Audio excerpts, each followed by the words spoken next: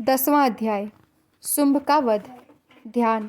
मैं माथे पर अर्धचंद्र धारण करने वाली शिव शक्ति स्वरूपा भगवती कामेश्वरी का हृदय में चिंतन करता हूँ। वे तपाए हुए सोने के समान सुंदर है।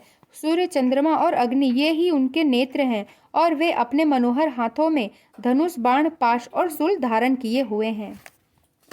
ऋषि बोले, राजन, अपने प्राणों के समान प्यारे भाई निशुंभ को मारा गया देख तथा सारी सेना का संहार होता जान शुंभ ने कुपित होकर कहा, दुष्टे दुर्गे, तू बल के मद में आकर झूठ मूठ का घमंड न दिखा।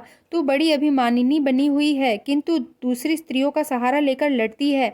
देवी बोली, ओ दुष्ट, मैं अकेली ही हूँ। इस संसार में मेरे सिवा दूसरी कौन है? देख, ये मेरी ही विभूतियाँ हैं, इसलिए मुझ में ही प्रवेश कर रही हैं। पश्चात ब्रह्माणी आदि समस्त देवियां अंबिका देवी के शरीर में समा गई। उस समय केवल अंबिका देवी ही शेष रह गईं। देवी बोली, मैं अपनी विभूतियों से अनेक रूपों में यहाँ उपस्थित हुई थी, उन सब रूपों को मैंने समेट लिया, अब अकेली ही युद्ध में खड़ी हूँ, तुम भी स्थिर हो जाओ। ऋषि बोले, तदंतर देवी और शुंभ दोनों में सब देवताओं तथा दानवों के देखते देखते भयंकर संग्राम छिड़ गया। बाणों की बौछार तथा पहने शस्त्रों और दारुण अस्त्रों के प्रहार के कारण उन दोनों का युद्ध सब लोगों को बड़ा भयानक प्रतीत हुआ। उस समय अंबिका देवी ने सैकड़ों दिव्यास्त्र छोड़े। उन्हें दैत्यराज ने उनके प्रतिकारक अस्त्रों द्वारा काट डाला। इस प्रकार शुंभ ने जो भी दिव्य अस्त्र चलाए, उन्हें परमेश्वरी ने भयंकर हुंकार शब्द के उच्चारण मात्र से खेल खेल में ही विनिष्ट कर डाला। तब उस दैत्य ने सैकड़ों बाणों से देवी को ढक दिया।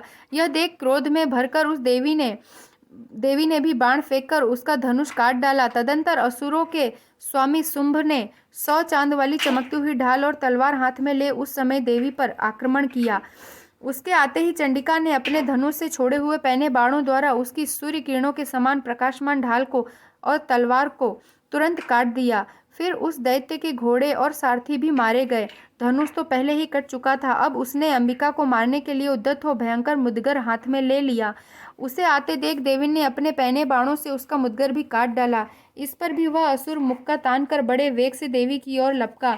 उस असुरेश्वर ने देवी की छाती में मुक्का मारा। तब देवी ने भी उसकी छाती में एक मुष्टि प्रहार किया। देवी का थप्पड़ खाकर दैत्यराज शुंभ पृथ्वी पर गिर पड़ा, किंतु पुनः सहसा पूर्ववत उठकर खड़ा हुआ, फिर उछला और देवी को ऊपर ले जाकर आकाश में खड़ा हो गया। तब चंडिका आकाश में बिना किसी आधार के ही शुंभ के साथ युद्ध करने लगी। उस समय दैत्य और चंडिका आकाश में एक दूसरे से लड़ने लगे। उनका वह युद्ध सिद्धों और मुनियों को आश्चर्य में डालने वाला हुआ। फिर अंबिका ने शुंभ के साथ बहुत देर तक युद्ध करने के पश्चात उसे उठाया और पृथ्वी पर पटक दिया। पटके जाने पर पृथ्वी पर आने के बाद वह दुरात्मा असुर पुनः चंडिका को मारने के लिए उनकी ओर बड़े वेग से दौड़ा। तब समस्त दैत्यों के राजा शुंभ को अपनी ओर आते देख देवी ने शूल से उसकी छाती छेद कर उसे पृथ्वी पर गिरा दिया। देवी के शूल की धार से घायल होने पर उसके प्राण पखेरु उड़ गए और वह समुद्रों, द्वीपों तथा पर्वतों सहित पृथ्वी को कंपाता हुआ भूमि पर गिर पड़ा। उस दुरात्मा के मारे जाने पर सारा जगत प्रसन्न हो गया।